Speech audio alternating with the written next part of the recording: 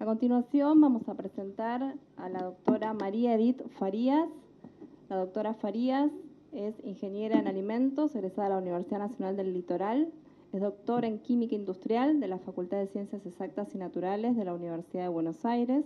Actualmente se desempeña como docente investigadora en la Universidad Nacional de Luján. Es profesora adjunta en las asignaturas Termodinámica y Fisicoquímica de los Alimentos. Su área de especialización está vinculada a la tecnología de alimentos y la nanotecnología. Ella nos disertará sobre la temática inclusión de emulsiones OW submicrónicas en alimentos semisólidos. Bueno, muchas gracias a todos y especialmente a CEPIA por haberme invitado a esta presentación. Bueno, antes de empezar con el tema, les voy a contar un poquito qué es una emulsión, ¿no? Para los que no están tan familiarizados.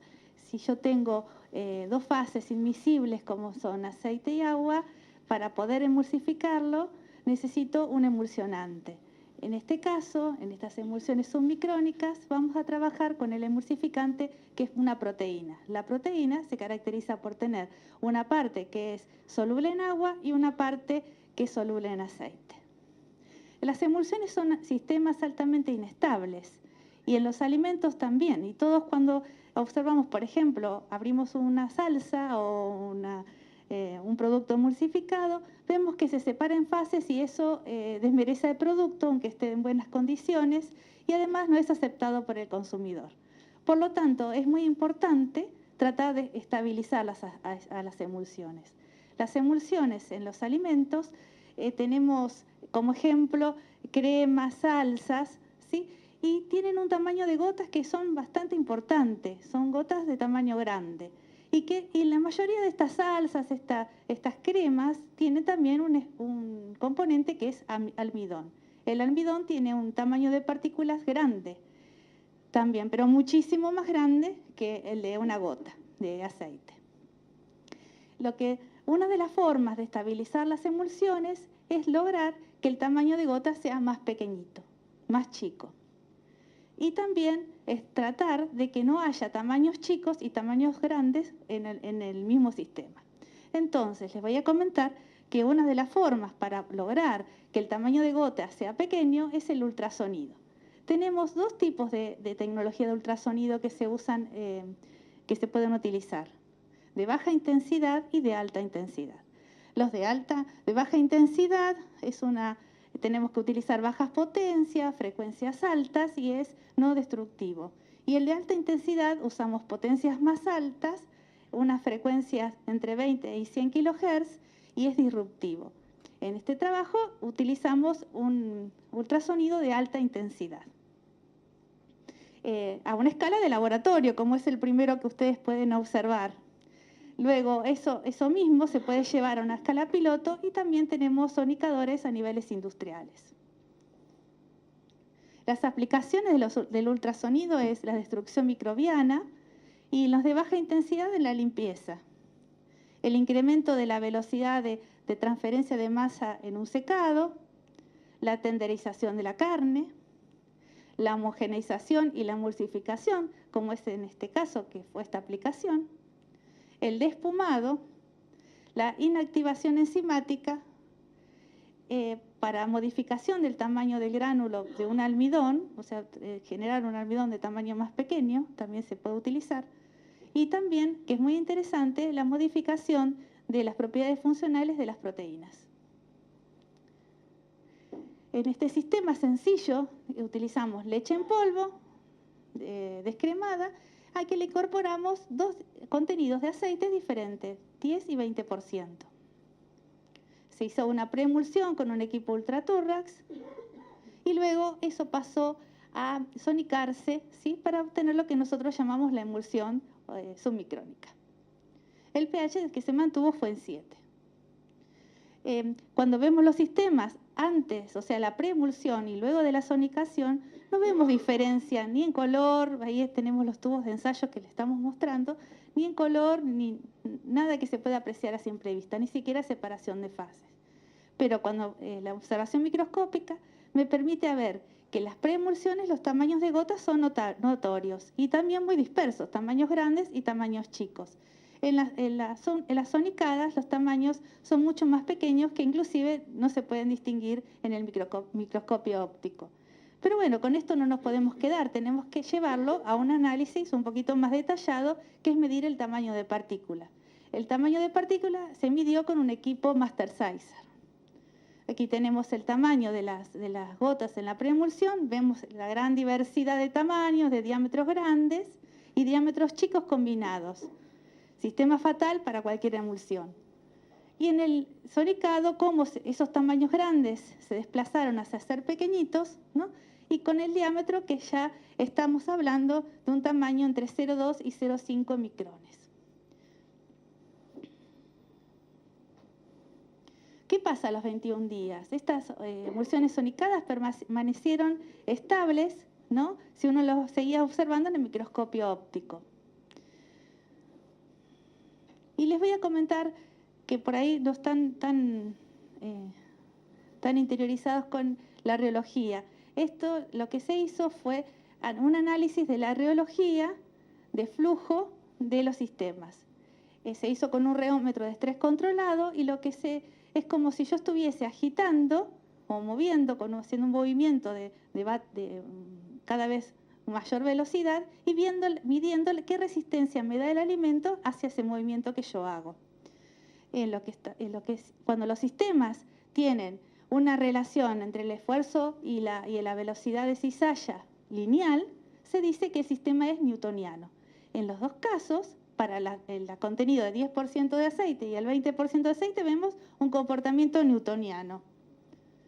Y el comportamiento newtoniano, la pendiente de esa curva es lo que llamamos viscosidad. Entonces vemos, bueno, que la que tiene mayor contenido de aceite tiene mayor viscosidad que la que tiene menos contenido de aceite. Pero notamos que cuando va pasando el tiempo, la pendiente aumenta. Si aumenta la pendiente, aumenta la viscosidad. Esto no es tan común en las emulsiones. Lo común es que cuando pasa el tiempo, el sistema cada vez se produzcan fenómenos de desestabilización y pierda la consistencia y la viscosidad. Esto es típico de un sistema donde ocurre una floculación. ¿Qué es una floculación? Cuando las gotitas se juntan, ¿sí?, sin perder su identidad. El paso siguiente es que las membranas que las separan, ¿no?, la interfase, se unan formando gotas mucho mayores. Entonces estamos en una emulsión submicrónica que es estable. ¿Por qué es estable? Porque el proceso de floculación es reversible. Bueno, ahora vamos a armar un sistema modelo donde tengamos esas partículas grandes de un almidón, ¿sí?, junto con las gotas. Almidón modificado, waxy, comercial, se eligió uno de los tantos almidones que caracterizamos en nuestro laboratorio, se calentó, se llevó un tratamiento a 90 grados por 6 minutos y bueno, se enfrió. Pero yo había dicho que la sonicación no solamente generaba homogeneización de las gotas, sino que también modificaba a las proteínas. Entonces, mi pregunta era, ¿esta modificación de las proteínas lácteas también pudo haber sido causante de la mayor estabilidad de las emulsiones? Para eso se sonicó a un sistema de leche. Aquí lo que se voy a mostrar, se sonicó a un sistema de leche, y se comparó con la mezcla del almidón y la leche sola. Acá vamos a ver el comportamiento del almidón, observando que los tamaños de gránulos son extremadamente grandes, de 33 micrones, y que tienen una diferencia muy importante, entre 10 y 100 micrones. Pero miren el comportamiento de flujo. Este comportamiento de flujo es diferente al anterior. Este es un comportamiento de tipo pseudoplástico. Los gránulos de almidón, al agitarlo, al moverlo, se van acomodando y cada vez dan menos esfuerzo. Por eso la pendiente de la curva se va achatando. Bueno, ahora mezclamos las proteínas con el almidón solo. Y vemos que el almidón, que es la curva que está por debajo, la negra, ¿sí?, tiene el comportamiento pseudoplástico que recién le había mostrado. Y que las proteínas lácteas, la que está sonicada y la que no fue sonicada, es similar. Sí, existen modelos matemáticos para poder analizar ese comportamiento pseudoplástico. Se obtiene el índice de consistencia, que se llama K, que es el primero de los cuadros que tienen ustedes, y el índice de flujo, que es N. El índice de consistencia es análogo a la viscosidad. Y entonces observamos que la presencia de proteínas lácteas dan sistemas más viscosos, ¿sí?, que si no estuviese la proteína. Y que el índice de flujo disminuyó un poquito, pero no fue demasiado. Esto está reportado, ¿sí?, que la presencia de proteínas lácteas aumenta la viscosidad de sistemas amiláceos. Bueno, a nuestro fin era mezclar la emulsión sonicada. Entonces tenemos la emulsión sonicada con el almidón, mezclamos con la misma proporción y obtenemos sistemas de 2 y 4% de aceite para simular una salsa blanca. Cuando observamos esto en el microscopio, distinguimos los gránulos de almidón, microscopio óptico. Como está teñido, vemos que algunos están color violáceo porque tienen amilosa, no todo es modificado, no todo el almidón fue modificado. Y vemos a las gotitas de aceite que antes no las distinguíamos. Eso significa, si ahora la podemos ver, es que el tamaño de las gotas aumentó, que serían las flechas en color rojo. A diferencia de otros sistemas donde las emulsiones, los tamaños de las gotas son mayores, estas gotitas están situadas sobre el almidón.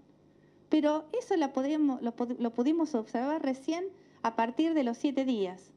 En la foto que tienen ustedes a la derecha, ven las gotas que están ubicadas directamente sobre la superficie del almidón. Nosotros interpretamos que el agua, los gránulos de almidón se ven mucho más hinchados con el paso del tiempo, que el agua que va absorbiendo el almidón va arrastrando las gotas que son de un tamaño muy pequeño y por eso se van depositando sobre la superficie. Esto es lo que es diferente a los otros modelos. En las propiedades de flujo tenemos al almidón y las mezclas de almidón y emulsión.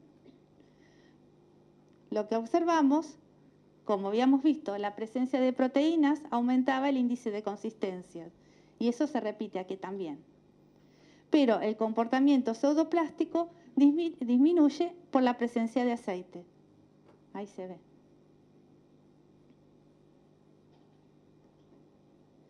¿Qué pasa durante el almacenamiento? Durante el almacenamiento tenemos, bueno, acá están los reogramas de las mezclas que tienen menor aceite y las que tienen mayor aceite. La que tiene menor aceite durante el almacenamiento aumenta el índice de consistencia manteniéndose constante N. Y la que tiene mayor aceite disminuye muy poquito el índice de consistencia y N se mantiene constante. Si superponemos ambos gráficos, llegamos a que tenemos prácticamente los mismos reogramas para los dos sistemas de diferentes contenidos de aceite. Eso significa que con el tiempo ambos sistemas tienen similares cambios estructurales. ¿Y qué significa esto? Que el comportamiento final es el comportamiento del almidón más la proteína. Las gotitas no forman parte de ese comportamiento. Las emulsiones sonicadas resultaron altamente estables en el tiempo. Se observó que al incluir las mismas en una matriz amilácea, las gotas adhirieron a los gránulos hinchados del almidón y que el comportamiento del flujo de los sistemas mixtos con el paso del tiempo mostró similares cambios estructurales.